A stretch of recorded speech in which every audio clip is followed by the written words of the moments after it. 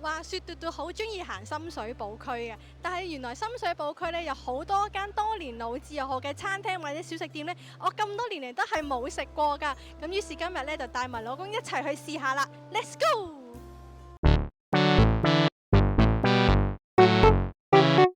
開始之前，你訂閱咗我哋嘅 channel 未呢？未嘅話就快啲撳訂閱啦，仲要記得開埋隻鐘仔，咁就唔會錯過我哋任何最新嘅影片啦。中意嘅話呢，記得 like、comment 同埋 share 啦。咁我哋開始嚕。第一站，我哋就嚟到連米芝蓮都推介嘅合益泰小食。咁呢一間餐廳呢，就主打食腸粉嘅，咁價錢方面呢，亦都唔算話太貴。既然一場嚟到掃街，當然要食埋香港另一啲道地啲嘅嘢食，燒賣。好啦，眼前呢一個呢，就係深水埗好出名嘅平價米芝蓮合益泰小食，咁呢就出名食呢個腸粉啦。咁我哋就嗌咗10蚊4條腸粉，再加10蚊6粒嘅燒賣。其實呢間嘢呢，喺深水埗好多年。咁然後嘟嘟又好中意行深水埗，而喺深水埗都行咗好多年街，都冇食過呢間嘢。我都冇食過，其實，所以而家嚟試一試遊客必食嘅米芝蓮，我係未食過。咁呢，其實呢，老公係唔中意食芝麻，咁但係老婆又好中意食芝麻喎，所以就冇得多芝麻啦，好傷心。除咗平之外，我諗唔到啲咩特別，都又唔算話好滑。佢一定係自己廠製嘅咯，因為未食過咁小卷嘅腸粉啦，佢係糯少少咯。第一啖覺得好特別嘅就係佢嘅甜醬好甜咯，佢啲醬都俾得好多，各樣醬都俾得好多。就不過腸粉又真係唔算話好滑溜。佢薄咯，好容易咬得爛，一咬就爛。但係又未去到話腍晒嗰隻喎。以10蚊4條呢個質素嘅話咧，咁佢好食過天天素食咯。咁食埋10蚊6粒嘅燒賣啦。好似係金龍燒賣，佢食落去好有魚香嘅。但係呢個幾好食，但係10蚊6粒。燒賣好食過腸粉。咁我個人評價咧就係話我會食嘅都，即係如果我喺深水埗區想食腸粉嘅時候咧，就會嚟呢間食嘅。推薦分數？推薦分數6.5分啦。6.5分，咁我哋去下一間啦。第二站，我哋去到亦都被米芝蓮推介過，紮根喺深水埗60幾年嘅公和豆品廠。餐廳主打就食豆製品，咁因為咧拍片當日咧都仲要留肚試其他鋪頭嘅嘢啊，所以咧我哋就唯有酌量咁試啦。好啦，各位，我哋咧而家就係呢個公和豆品廠啊，但係都係冇食過嘅，當年都係啦，未食過嘅。咁咧呢度出名就係豆腐花啦。即係所有豆類嘢都出名㗎啦，基本上。咁咧而家老婆試緊咧就係一個豆腐花凍嘅。咁喺度咧豆腐花同豆漿都有得揀凍熱嘅。係大碗嘅，佢係片到好靚啦，跟住而家搞爛晒，所以就唔靚啦。搞爛晒。咁然後咧，佢本身係有一啲糖水，但係又唔算話好甜嘅糖水底咁樣咯。滑咯，但係唔算話好重豆味。因為我都話豆味同滑係二擇其一嘅，你只可以。因為你有豆味嘅話，真係要落好多嘅豆渣。咁落好多嘅豆渣嘅時候，咁呢條點會滑咧？但係佢呢個豆味比坊間嘅濃，我覺得。即係荃灣嗰2間咩雅肉啊同咩重少少。老婆快啲食啦，因為我要落糖啦。老婆咧係唔落糖派，知有咩好食？食甜品唔落糖。因為當你落咗糖之後，嗱你嗰啲糖粒又唔係勻循㗎嘛，就係你落嘅嗰一堆油，咁咪即係暗示你之後要落勁多咯。好啦，咁老公喺度落糖食咧，咁我就試下面前呢一兜，咁咧就係3拼嚟嘅，就有分別有煎釀豆卜啦、豆腐同埋魚腐。咁咧本來老公就話是但嗌一樣，咁然之後跟住我就多口問一句，有冇得3拼啊？要晒，有得啫。跟住咧就有，所以咧就可以一次過試晒啦。佢筷子係有咧寫住佢鋪頭名嘅，好少鋪頭會咁抌本刻自己個名上去啲筷子啊嗰度。其實佢台面好多醬可以落嘅，但係呢啲應該落咩咧？試下原味嘅豆卜先啦。佢嗰個煎釀嗰個位咧都好薄，咁所以咧基本上咧豆卜為主啦。嗰個煎釀嗰嚿肉就好少，咁但係咧炸得好脆口。雖然佢應該係炸咗一段時間。即係都唔算係熱辣辣，就底嗰度仲係好脆口。嗱，反而呢邊咧就厚身啲喎，就好似唔係魚肉咁嘅，我食唔到嗰啲靚魚味。都係魚肉，不過咧係啲咩魚？魚味冇咁重嘅魚肉。然之後試下個豆腐。佢啲魚肉咧都係極薄，咁咧就好啱老婆食，因為老婆咧唔係好中意食呢啲魚肉。然之後佢點樣可以片到咁薄咧？夠味咩？但係我諗住每樣有2嚿，一嚿試咗原味，一嚿先落醬啊嘛。你落咗醬咪食唔到佢原味。個豆腐個豆味好重，都幾實淨嗰個豆腐。呢一個豆腐，煎釀豆腐嘅豆味係濃過豆腐花嘅豆味，跟住就係做呢個魚腐，腐係撈埋一齊嗰隻，攪爛晒撈埋一齊嗰度。我麻麻地中意呢個，佢係好重嘅魚腥味，唔係好重啫，我中意呢個。我中意豆腐同豆腐。咁但係咧，佢三樣嘢咧都煎得，即係嗰個廚藝都幾好。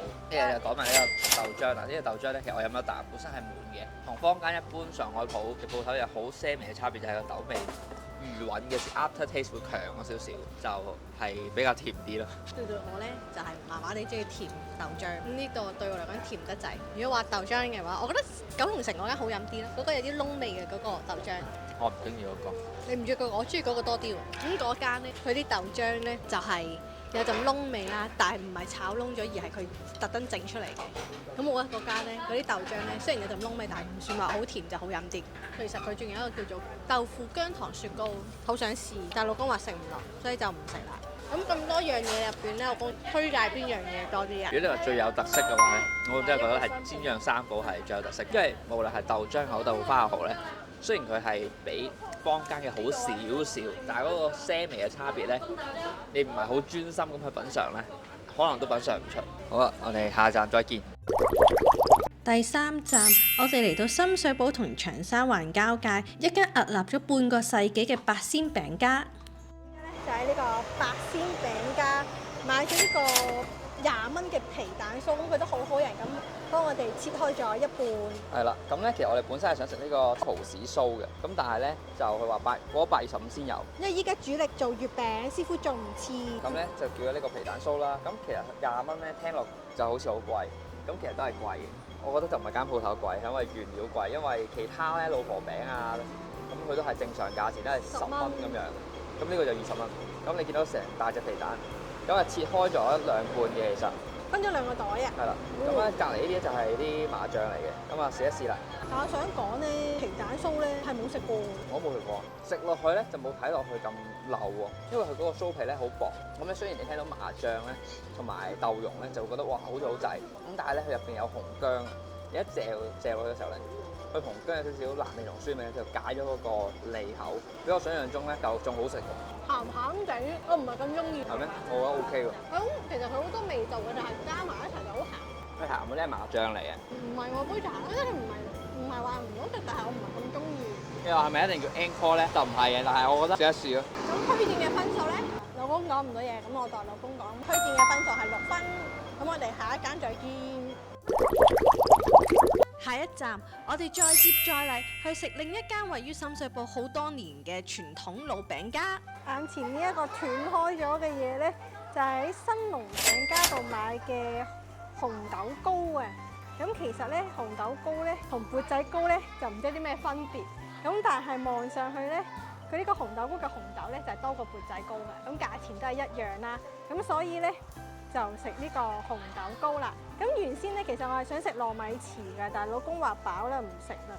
咁就得我自己一個咧，又奮戰唔到6粒糯米糍喎。咁就唯有嗌呢個紅豆糕啦。新龍餅家話説咧，我覺得佢最好食咧係佢嗰啲月餅，但係冇理由依家食月餅噶嘛。咁咧，其實老婆講咗一樣好重要嘅嘢，新龍餅家咧係我哋5間老字號入邊咧係唯一一間食過嘅老字號嚟嘅。咁咧，我哋之前咧就食過佢哋嘅椰汁糕啦、紅豆糕啦同埋月餅啊。新龍嘅每一樣嘢咧都係 above average 嘅，即係高於水平。所以咧，我哋就嚟今日拍俾大家睇啦。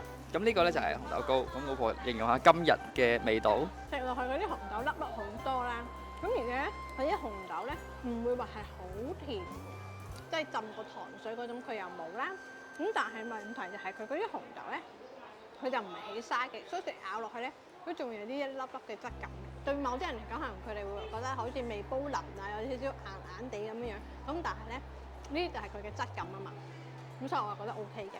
咁至於佢個紅豆糕本體咧，佢唔會話好窒滴滴、好硬角角啊，或者好腍啤啤啊，一咬就爛啊、散啊嗰種又唔嘅。佢呢個質感啱啱好，即係咁啦。咁咧佢個價錢咧都係十分相宜。咁佢呢個紅豆糕價錢就6蚊，基本上芝麻糕啊、椰汁糕啊同埋缽仔糕都係6蚊。咁啊，啱啱我哋喺八仙食嗰隻皮蛋酥咧，原來佢都有賣，咁咧就係14蚊。整體上都平好多。係啦，就係咁啦。我哋下一間再見啦。最後一站，我哋嚟到門口好似好新淨，但其實1984年就已經開業嘅綠林甜品啊！唔好以為呢咁耐歷史嘅甜品鋪，淨係賣啲好懷舊嘅中式糖水，例如番薯糖水啊、芝麻露啊、合桃糊等等啊。其實佢哋係賣啲新派糖水㗎。咁眼前呢一個呢，就係餐廳嘅人氣 Top 5，咁呢就係 T6嘅豆腐布甸西米露，再加桃膠53蚊。咁而家就試下啦，佢好滿寫。佢啲桃膠咧煲到腍晒㗎啦已經，但反而咧啲細粒嘅西米仔咧就唔係煲到好腍。咁試埋呢個豆腐布甸，可能咧佢個底咧個椰汁味太甜啦，所以呢一食個豆腐布甸嘅時候咧，佢嗰啲椰汁嘅甜味冚過晒佢豆腐嘅味道啦。咁但係當你清空咗個口腔，再慢慢嗒真啲呢個豆腐布甸嘅時候咧，佢都有陣好香嘅豆腐味嘅，真係甜得滯咯，我覺得。咁佢啲豆腐味咧偏向似係豆腐雪糕嗰隻豆腐味多啲啦。如果你係同埋佢嗰個椰汁西米一齊食咧，基本上你就食到好甜嘅椰汁味。我咧就覺得個豆腐布甸係比較好，因為咧佢做得比較滑啦，同埋有佢嗰個布甸個彈性係做到。咁至於啱啱其他嘢就，如同老婆所講啊，太甜啦。咁甜到咧，你都食唔到其他特別味道，即係佢椰奶味都唔係話好出，因為個甜度蓋過咗佢。咁但係咧呢碗嘢咧53蚊，我會覺得唔值咯。值咯。咁啊，今日咁多間老字號入邊咧，呢一間糖水鋪咧就真係最貴。但係目前我哋試到個品質咧係賣咁值得再嚟。咁就好啦，試埋老公呢個楊枝甘露加呢個芒果布甸啊。一樣都係53蚊。佢嘅好處咧就係多幾嚿芒果咯。咁我覺得芒果應該貴過桃膠嘅，試一試啊！嗰個楊枝甘露，但係佢楊枝甘露咧好少西柚啊嗰啲料咯，大家見到好似好結身、好正咁樣啦，係咪？但係我會話佢楊枝甘露唔係咁好味，結咗啲同芒果得滯，層次唔夠豐富，單一咗啲。芒果 OK 嘅，夠香，甜就唔算話好甜，但係佢夠香芒果味。即係壓軸嘅芒果布甸啊，真係有芒果嘅芒果布甸嚟嘅，芒果嘅芒果布甸，老婆個樣咧好驚恐。咁但係咧個芒果布甸咧，如果佢冇芒果粒嘅話咧，佢其他嘅部分係有陣好怪嘅味道，唔係芒果味嚟嘅。除咗味道，佢嘅質感都好奇怪。大家嚟呢度我都係建議大家食翻個豆腐布甸，芒果布甸又面啊面啊。佢嘅質感咧咬落去咧，佢好似糊仔咁樣樣食落去，仲差過酒樓嘅芒果布甸咁樣咯。佢好似咧芒果啫喱杯杯啊嗰種咯，似係。雖然先得53蚊，我已經唔係好想食，所以我明白點解人氣第三，楊枝甘露加小丸子嘅，因為芒果布甸真係好唔掂，唔好叫芒果布甸，好恐怖。芒果好正常，芒果布甸好唔正常。呢間鋪頭啊嘅推介分數2分好啦，2分。2分係放你個芒果。放嗰個豆腐布甸，其他嘅嘢咧我都唔知有咩好食。其他糖水鋪求其叫樣嘢都可能好食過佢，但係呢度收費收貴你30%咁上下啦。好啦，各位，我哋咧已經試完5間深水埗嘅老字號啦。咁啊5間入邊呢，只有1間係最唔值得推薦嘅啫。最尾食嘅呢個綠林甜品，唔係太推薦大家去食。咁另外4間呢，各有特色，而且價錢呢相當相宜啊。咁啊嚟得深水埗區，記得你要食4間老字號啦。好啦，各位，我哋咧已經試完5間深水埗嘅老字號啦。咁啊，咪住，中意嘅話記得 like、comment、share 同埋 subscribe 啊！仲有 follow 埋我哋嘅 Instagram 去掌握我哋最新嘅飲食資訊啦！快啲撳掣啦！